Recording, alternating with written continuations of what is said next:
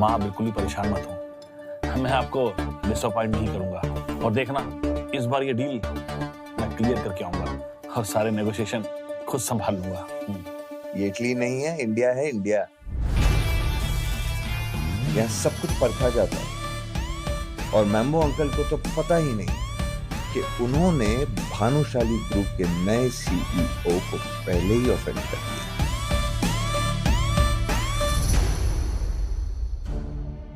बीते सालों में कई बार जावेरी खानदान ने भानुशाली ग्रुप को प्रपोजल्स भेजे थे, लेकिन उन्होंने सारे प्रपोजल्स रिजेक्ट कर दिए।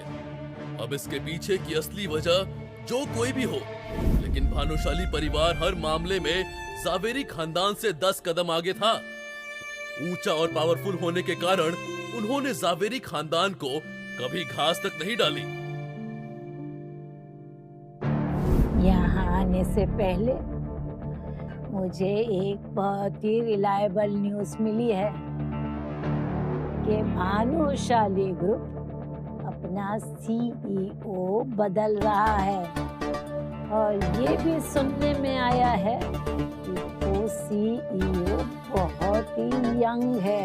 लेकिन अब जब भानुशाली ग्रुप अपने सीईओ को बदल रहा है और ऊपर से एक यंग सीईओ कमान संभालने वाला है, तो जावेरी खानदान को कुछ पॉसिबिलिटीज नजर आ रही थी।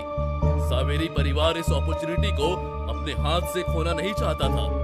भले ही वो नया सीईओ उनके प्रपोजल को एक्सेप्ट करे या फिर रिजेक्ट, लेकिन जावेरी परिवार एक बार फिर से कोशिश करके देखना चाहता था।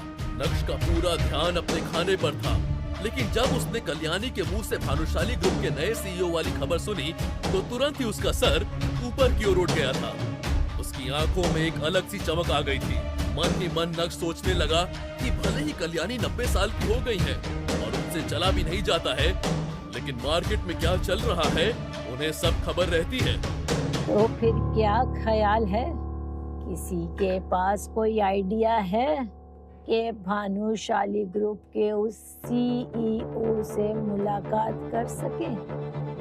अगर जिस किसी का भी आइडिया कामयाब हो गया और भानुशाली ग्रुप के साथ जावेरी खानदान का कनेक्शन सक्सेसफुल हो गया, तो वो इंसान जावेरी खानदान का सबसे बड़ा कंट्रीब्यूटर होगा और उसे मैं अच्छा खासा इनाम भी दूंगी।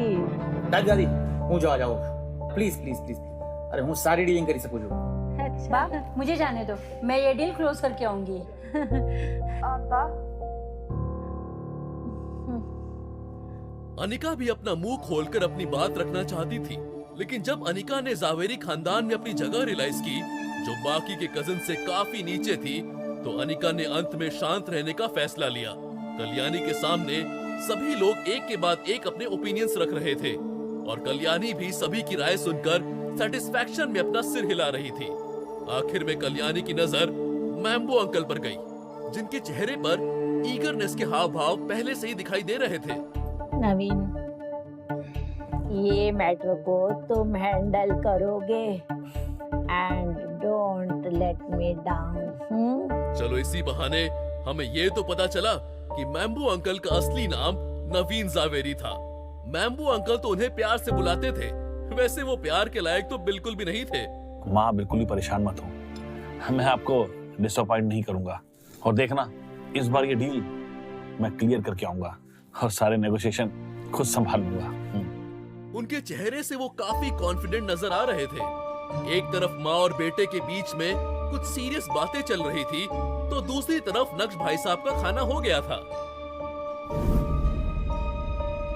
मैम्बो अंकल डील क्लोज करेंगे, निगोशिएशन भी करेंगे। भाई इतना कॉन्फिडेंस उनके अंदर कहां से आया?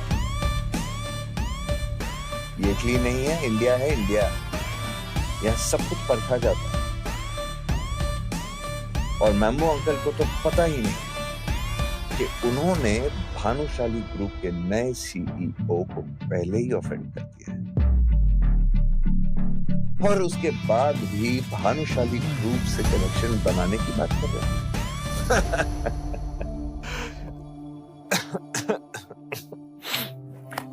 खाना बहुत अच्छा था।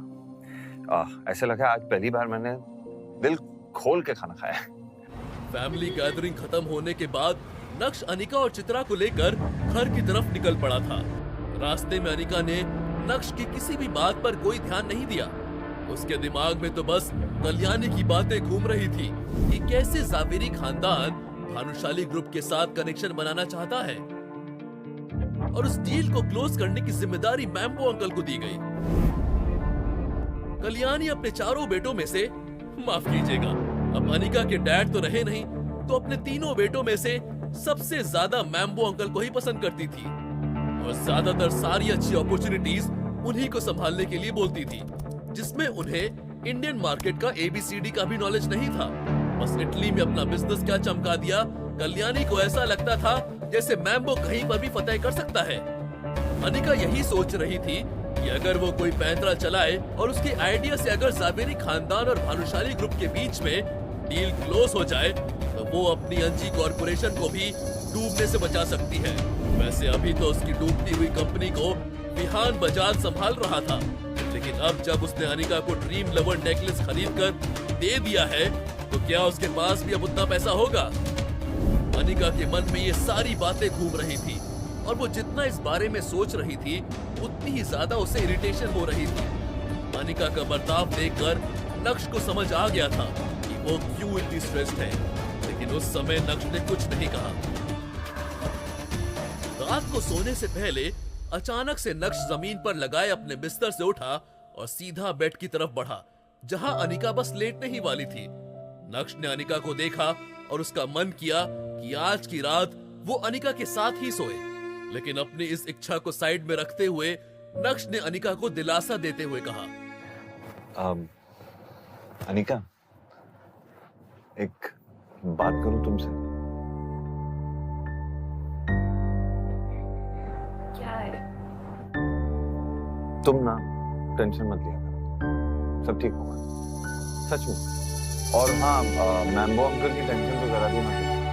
वो भानुशाली ग्रुप के साथ डील क्रैक नहीं कर पाएंगे, बल्कि वो डील तुम्हारे अलावा कोई और करेगा, पक्का। तो तुम टेंशन मत लेना। मैं अपनी बात कहने के बाद नक्श ने अनिका के रिएक्शन का इंतजार भी नहीं किया और वापस अपने जमीन वाले बिस्तर पर जाकर लेट गया और आंख बंद करके सोने की कोशिश करने लगा।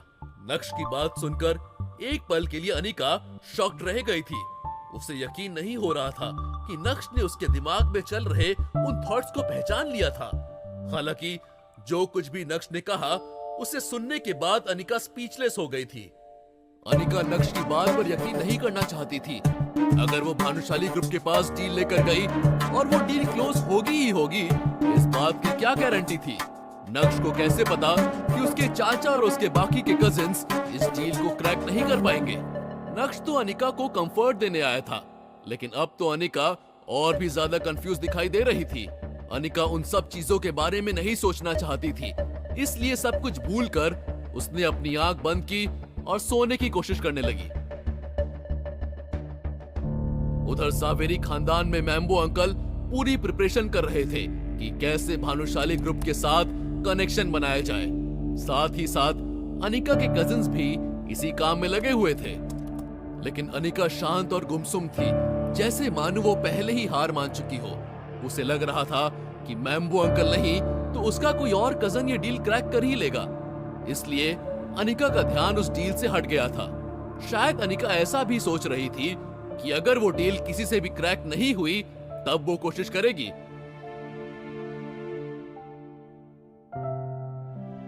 खैर, जो कुछ भी था, इस कश्मकश में 3 से 4 दिन कैसे निकल गए पता ही नहीं चला और वो दिन आ गया जब भानुशाली ग्रुप को अपना नया CEO मिलने वाला था। उस दिन की सुबह जब अनिका अपने काम से निकल गई तो नक्श भी घर से निकल गया था। नक्श के दादाजी ने उसे सुबह ही कॉल करके बता दिया था कि आज उसकी ज्वाइनिंग है और उसकी सेक्रेटरी नंदिता ऑफिस में उसका इंतजार करेगी। नक्श ने अपना स्कूटर उठाया और हवा से बात करते हुए भानुशाली ग्रुप के ऑफिस की तरफ निकल पड़ा था। भानुशाली ग्रुप का मेन ऑफिस सूरत की सबसे पॉश लोकेलिटी में था। नक्श के मन में एक बात और खटक रही थी। इतनी बड़ी कंपनी का CEO होकर वो एक स्कूटर चला रहा था, इसलिए नक्श ने तय किया कि वो अपना स्कूटर ऑफिस के बाहर रोड के सामने की तरफ पार्क करेगा। अभी नक्श अपने स्कूटर को लेकर आगे बढ़ ही रहा था कि तभी एक लग्जरी कार अचानक से आई और उसने नक्श के स्कूटर को ठोक दिया। What is happening here? टक्कर इतनी जोर से हुई और स्कूटर का टायर भी टेढ़ा हो गया था। लग्जरी कार पर भी डेंट आ गया था, लेकिन गलती नक्श की नहीं थी। खैर अब क्या, अब तो तमाशा होने ही वाला था। अरे अरे यार, खून निकल रहा है। अबे अंधे घोड़े, इतनी बुरी तरह से मेरी गाड़ी को ठोक दिया। अरे इसका नुकसान कौन भरेगा? दिखता नहीं है तुझे?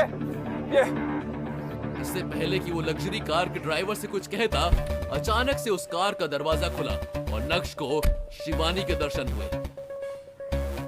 Shit! सड़क पर देखकर नहीं चला सकते क्या? उस लड़की की टोन बहुत खराब थी। वहाँ मौजूद भीड़ उस लड़की को देखने के लिए और भी ज्यादा बेकाबू हो गई। सभी लोग फुसफुसाने लगे। ये लड़की कितनी खूबसूरत है यार, कौन सी फिल्म की स्टार है? सही मायनों में जब नक्श की नजर उस लड़की पर पड़ी तो नक्श के चेहरे का एक्साइटमेंट देखने लायक था। शिवानी, तुम? अरे नक्श, तुम यहाँ क्या कर रहे हो? वाह, क्या कोइंसिडेंस है। नक्श भी आज ही सीईओ की कुर्सी पर बैठेगा और शिवानी भी आज ही अपना कॉन्ट्रैक्ट साइन कराने आई। शिवानी और भानुशाली ग्रुप के बीच अब एक नया रिश्ता बनने जा रहा था। ऐसे में भला नक्श शिवानी के साथ इस हादसे को लेकर बहस कैसे कर सकता था? इसलिए नक्श पूरी तरह से खामोश हो गया। 2 दिन पहले शिवानी ने न्यूज़पेपर में पढ़ा था कि भानुशाली ग्रुप के मेन सिक्योरिटी गार्ड को दिन में अचानक से कार्डियक अरेस्ट आया और उसकी मौके पर ही मौत हो गई। इसलिए कंपनी अब एक जवान सिक्योरिटी गार्ड रख रही है। क्या वो नक्श है? मन ही मन ये सोचते हुए एक बार फिर से शिवानी ने नक्श की ओर देखा और मुंह बनाने लगी। नक्श, तुम्हें देखकर चलाना चाहिए ना। देखो, मेरी कार डैमेज हो गई। तुम तो इसका पैसा भी नहीं भर सकते, है ना? सी? शिवानी अपनी लग्जरी कार पर आए स्क्रैचेस और डेंट्स देख रही थी और ये सब देखकर उसका दिल भर आया था। कल ही तो शिवानी ने नई कार ली और आज पहली बार जब कार बाहर निकली तो उसका कल्याण हो गया। शिवानी की बात पर नक्श की तरफ से कैसा रिएक्शन आने वाला है? क्या नक्श अपनी गलती मानेगा या फिर शिवानी के साथ बहस करने लगेगा? अगर शिवानी उसे पैसे भरने के लिए बोलेगी तब नक्श क्या करेगा? क्या नक्श आज शिवानी को दिन में तारे दिखाएगा? क्या होगा जब भानुशाली ग्रुप के ऑफिस में शिवानी नए सीईओ के तौर पर नक्श से मिलेगी? क्या नक्श बैम्बू अंकल या अनिका के कजिन से मिलेगा? अगर नहीं तो नक्श ने उसके लिए क्या प्लानिंग कर रखी होगी? जानने के लिए सुनिए Insta Empire, only on Pocket FM.